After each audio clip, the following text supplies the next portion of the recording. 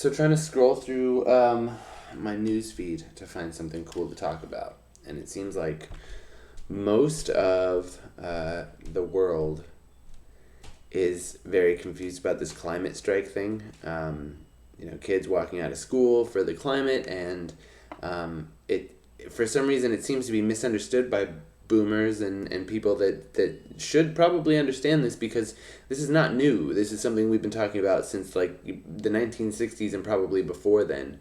The pollution that we're causing the planet is just immeasurable at this point. I was just watching, Dan Mace did an awesome video I will link in the description below, and he was talking about how much plastic just Old Navy puts out just with their hangers. And it's like, it's insane. We've been making plastic since the turn of the century, the last turn of the century. For over 100 years we've been making plastic, and this stuff doesn't go anywhere for like 400 and something years before it breaks down. So just the plastic alone that we're making is still here, and we've been making like tons of it every minute, every second, as humans just consume more and more stuff. So it's like we've got to figure out something else, and it really does actually come down to an entirely different way of living. We have to live completely differently, which is hard. That's a really hard thing to figure out how to do. We are very comfortable here with our things and our, it feels really nice to have a species that's evolved to the point that we're able to just manipulate our environment to our will, and we've been doing that for so long now that we have lost track of the fact that our environment is actually the thing that's keeping us alive. So that's where the climate strike has come in. A big thing that I think a lot of young people don't quite understand yet is that one of the main factors in the climate situation is capitalism, is money in general. The fact that we place great value on profit, on wealth. The idea that we need to be hoarding money, that we need to be making money constantly. Our money has to be worth a lot. That's a whole. It's this giant interconnected system that is creating not only social struggles for human beings, but also like environmental struggles for the world around us and our survival. Like it's gonna eventually be the end of us, unfortunately, because we love money more than we love having air to breathe, and that's just, it's become more and more apparent.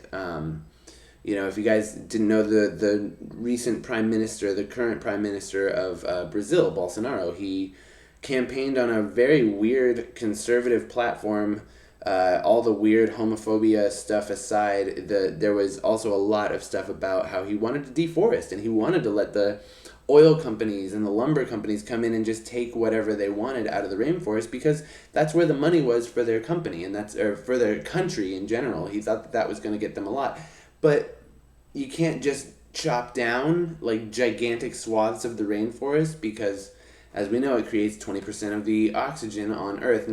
And people will argue that that's localized, but a localized system doesn't exist within our atmosphere. Anyway, the point is, you can go off on a million different tangents because it's all connected. So they couldn't figure out any way to legally chop down the rainforest, to give it to the oil companies, to give that land, to figure out what's in that soil. So these illegal fires just happened to pop up, and now the rainforest is on fire, and has been for months, literally months now, and we're not hearing about it much on TV. You might not hear it. If I look on my phone right now, let's see if I can even find, I don't even know if I can find anything about the rainforest being on fire. You would assume, right? Let's see, hold on. I'm gonna Google Amazon fire. It's gonna try and sell me an Amazon fire. Hold on, let's see. Amazon rainforest fire. Why is it having so much trouble? Hold on, I'm just going to go ahead and do it the old-fashioned way.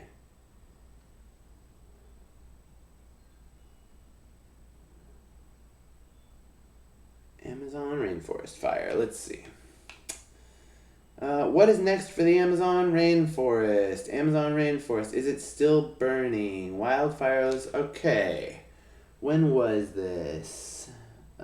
Except this was September 23rd. This was today. Wildfires are still burning in the Amazon rainforest, sparking an environmental catastrophe. An international outcry was sparked when barreling wildfires swept through the Amazon rainforest earlier this year.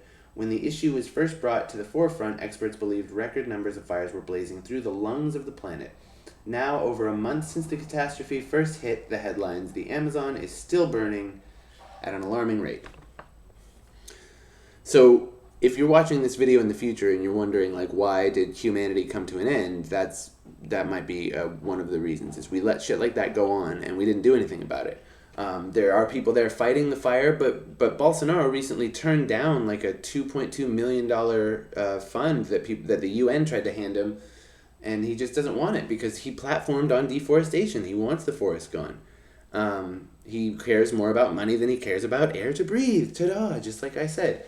And that all ties in with kind of the way that the conservative leadership and the liberal leadership have just been clashing over and over.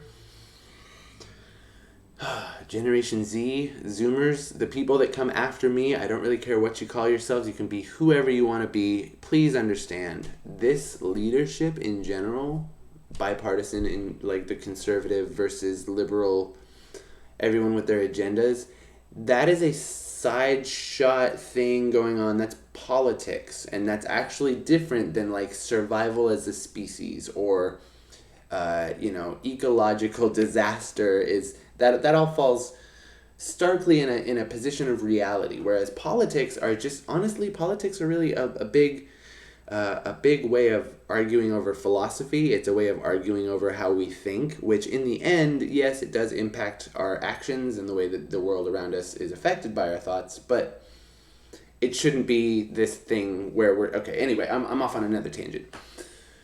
All I'm saying is that if you guys are watching this in the future, know that we let horrible things happen to our planet because we love money, and we actually love money more than we love our planet, and possibly more than we love each other.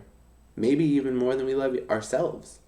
You know what I mean? I don't know what the hell is going on here, but I hope we pull our heads out of our asses. I don't know, I just went on a big rant, so that's my YouTube rant. A message to Gen Z.